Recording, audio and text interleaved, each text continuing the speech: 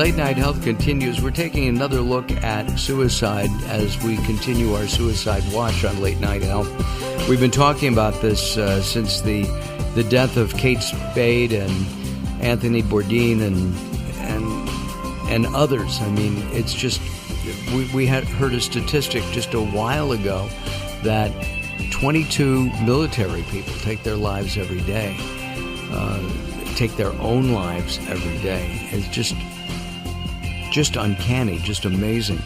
By the way, the name of the book is A Glass Half Empty or Half Full. It's available on Amazon, Kindle, Barnes & Noble, and the proceeds are going to go to the Brain and Behavior Research Foundation. The Brain and Behavior Research Foundation. If you go to latenighthealth.com, we'll have Danny's picture, a copy of the cover of the book, and we'll have a link so that you'll be able to learn more about this as well as make a contribution. Why, Danny, do you think more people are committing suicide? The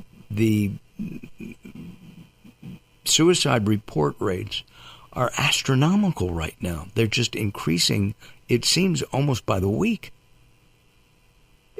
Yeah, in between those two famous suicides you just mentioned, between Kate Spade and Anthony Bourdain, untimely deaths on suicide, there was a major study released by the CDC that spoke about this alarming rate that the suicide has jumped up by something like 30% since 1999. So we're seeing this increase in suicides.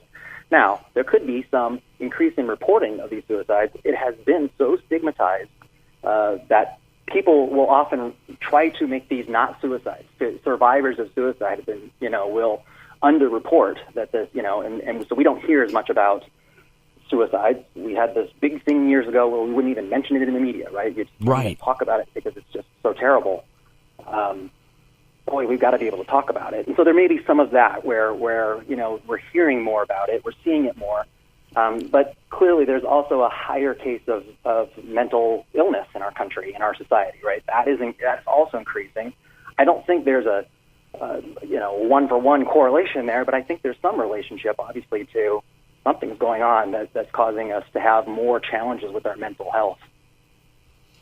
Well, one of the reasons the media didn't mention it early on was the fact that some people were doing it to sort of glorify themselves, and media didn't want to give them that venue. Of course. And, right. I think there's an important thing. Not all suicides are the same thing. There's not one kind of suicide. But what I have seen, I think what we've all seen, is this increase. It's really in middle-aged people. There seems to be a sharp increase there. There does seem to be a depression-driven suicide thing that's happening that seems to be alarming. And it's also in teens, in high school. It's an alarming rate there as well. Which is uncanny. We mentioned hope earlier in our show today. Do you think that's what Jill lost? Hope?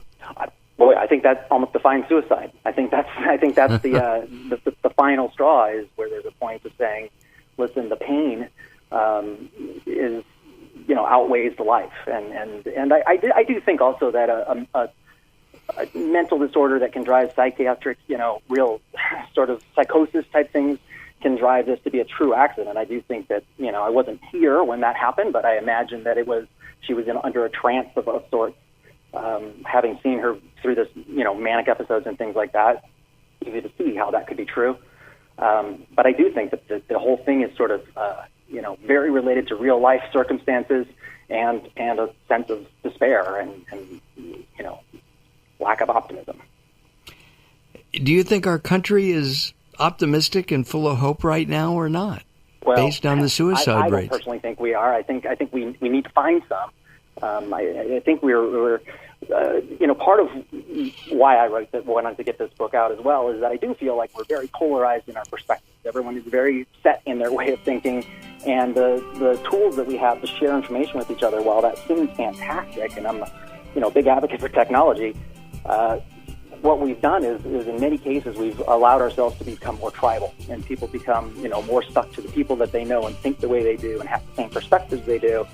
And I think that sort of environment is not helping. Danny, thank you very much for joining us. Danny Schuck, the author of A Glass Half Empty or Half Full. It's available at all the regular places. You can always go to latenighthealth.com, and we'll have a link to it as well. Danny, thank you for joining us. All right, we're going to take time out. When we come back, we're going to talk about women's health with the author of a book, Martinis and Menopause. Don't go away. More coming up.